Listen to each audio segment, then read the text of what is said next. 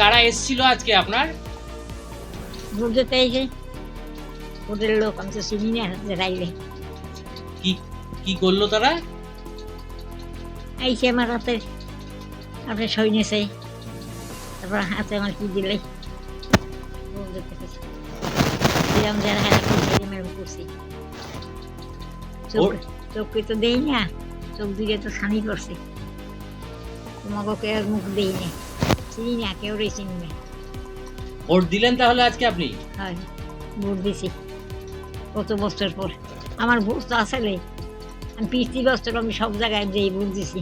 আমার ছেলে গেছে, বউ গেছে, ছেলের বউ। আমি এই ভোট কেনা বন্ধ করলে জানি, রেশন কার্ডও বন্ধ, ভোটও বন্ধ করলে, রেশন কার্ডও বন্ধ করলে। কত বছর ভোট বন্ধ ছিল? এদিকে আমার মনে নেই, এদিকে আমার মনে নেই। আমি তো এই বেরিয়ে থাকি, এই বেরি জয় বাংলায় আইসি ঘর এই বেরিয়ে আমার ছেলে আনছে আমি এই বেরিয়ে থাকি। ছেলে তো মরিয়ে গেছে, বউ আছে না, নাতি। এর আগে ভোট দিয়েছিলেন? হ্যাঁ, সেটা মনে আছে কতদিন আগে দিয়েছিলেন? এদিকে মনে নেই। আমার ছেলে থাকতে, আমার ছেলে লইয়ে গেছে।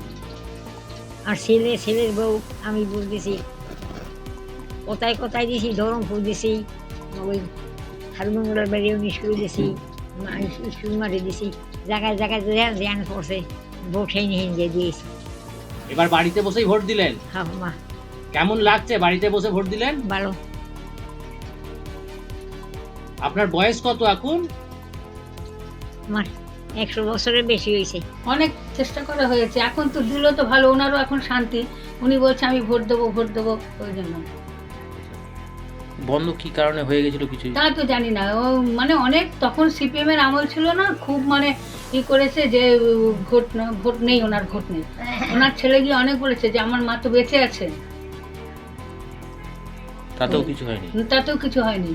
এখানে যারা পার্টির নেতারা আছে তারা কেউ কিছু তাদের সবাইকে বলেছি আমি বলেছি, এই নিয়ে কত ঝামেলাও করেছি আমি, তাও হয়নি শুরু? না, আমি বলেছি আমার শাশুড়ি কোনো কিছু বার্ধক্য ভাতা কোনো কিছু নেই, আমাদের তাহলে কোনো কিছুই করোনি, তাহলে কি ব্যাপার বলো তো? শাশুড়ি মা বার্ধক্য ভাতাও পায় না? না না, কোনো কিছু পায় না উনি। গণতান্ত্রিক দেশে গণতান্ত্রিক ব্যবস্থায় মানুষ ভোট দেবে, এটাই তো ভালো। খুব সুসংবাদ, ভালো সংবাদ। মিডিয়াকে ধন্যবাদ জানাই। বিধবা ভাতা পাচ্ছে না, কেন পাচ্ছে না সেটা দেখতে হবে 4 তারিখের পর। দয়া করে আপনাদের মাধ্যমে ওনাকে বলছি, আমি তো রোজ সকালে 8টা থেকে বসি আমার বাড়িতে। আগামী 4 জুনের পর আমার বাড়িতে আসুন, কেন পাননি, কিভাবে পাবেন আমি দেখে নেব।